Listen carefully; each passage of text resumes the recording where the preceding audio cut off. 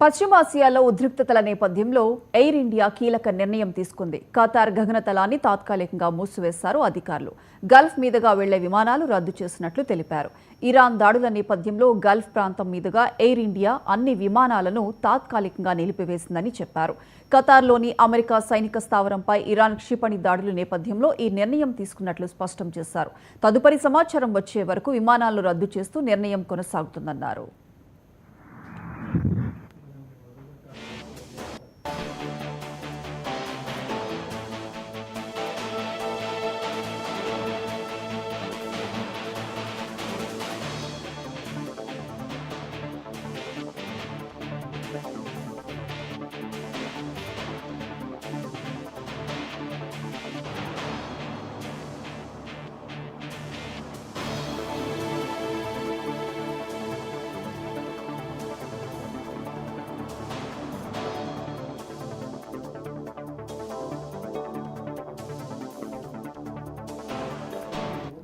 Iran దాడులపై Qatar స్పందించింది. Qatar గగనతలం తాత్కాలికంగా మూసివేసింది.